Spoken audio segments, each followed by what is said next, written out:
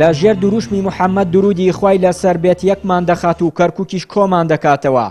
بەڕێوەبەرایەتی وەقفی سونی لە کەرکووک بە ئامادەبوونی مامۆستایانی ئاینی و پارێزگاری کەرکووک بە وەکالەت و نوێنەری وەقفی شیعی لە شارەکە و بەرپرسانی حەزبی و حکومی و پێکاتەکانی کەرکووک بە بۆنەی مانگی مەولودەوە ئاهەنگێکی فراوانی ڕێخست. لە ئاهەنگەکە جەخت لە سەر دەستگرتن بە ڕێباز و سونەتی پێغەمبەری خوا صلی الله علیه وسلم کراو. تاکید لەسەر تەبایی و پێکەوە ژیان لە شارەکە کرایەوە لە ژێر فەرمایشتە پیرۆز و بەرزەکانی پێغەمبەری خوا صلی الله علیه وسلم. مامۆستایانی ئاینی و نوێنەری وەقفی شیعی لە کەرکووک ڕای دەگەێنن هاوڵاتیان لە نێو خۆیاندا کێشە و گرفتیان نییە و گۆڕانکارە سیاسی و ئەمنیەکان کاریگەری لەسەر پێکەوە ژیانی هاوڵاتیان لە کەرکووک دروست نەکردووە. کەرکووک شارێکە هیچ شینێک کارێ سیاسی تەسیر لە پێکەوە ژیانی لێ ناکە. حەقەت دەمەش ئیثبات بۆمە لە کەرکووکە کە ئەم ئەزمەیە تویش کەرکووک هات وەکو خەڵکی بێلایەن نەک و سیاسی هیچ مشکلەیەک لە بینیان نەبووە کە حالات انتقام هەن. ئەمە سیاسیین بەڵێ سیاسیین مشاکل زۆرە، ئەمنیەن ئەم مشکلە زۆرە. حقت لە کاتی مەولدە پێغەمبەر صلی الله علیه وسلم خوا تبارک وتعالى فەرموویەتی لە حەقیە وما أرسلناك إلا رحمة للعالمين.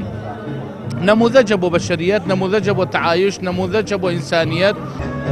مدينة كركوك مدينة متآخية ومتعايشة. كركوك شاری پێکەوە ژیان و ئاشتیانەیە و سەرجەم ناڕەحەتی و بربەستەکانی بڕیوە.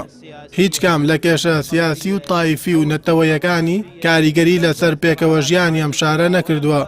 کار لەسەر دڵ و دەرونی ڕۆڵەکانی ئەم شارە هەرگیز نەکردووە.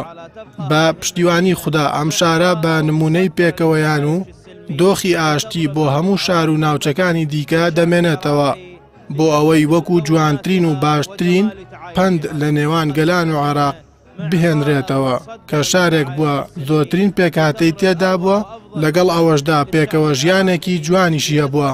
مكوناتها وجمال تعايشها. لقد من الله على المؤمنين. لەلایەکی ترەوە بەڕێوەبەری وەقفی سونی لە کەرکووک دەڵێت مامۆستایانی ئاینی ڕۆڵی گرنگیان هەبووە لە وشیارکردنەوەی هاوڵاتیان و پاراستنی گیانی تەبایی لە نێوان پێکهاتەکانی شارەکە لەسەر ڕێباز و سونەتەکانی پێغەمبەری خوا. ئەمڕۆ وەکو تانیمان نامەیەک بنێرین لە بۆ خەڵکی کەرکووک و دەرەوەی خەڵکی کەرکووک لە بۆ هەموو سیاسیەکان کەوا شاری کەرکووک شاری پێکەوە ژیانە.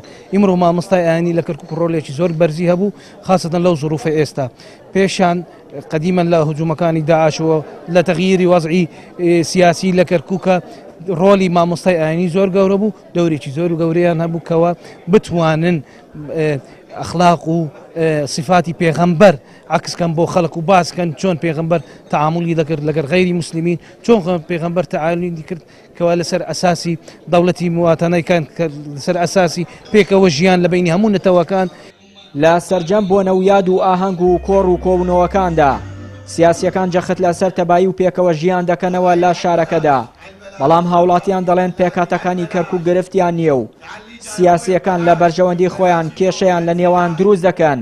هەر بۆیە لەم ئاهەنگەی مەولوددا جەخت لە سەربرایەتی و پێکەوە ژیان لە شارەکە لە نێوان پێکاتەکان کرایەوە. چیانووری کەناڵی ئاسمانی پەیام، کەرکووک.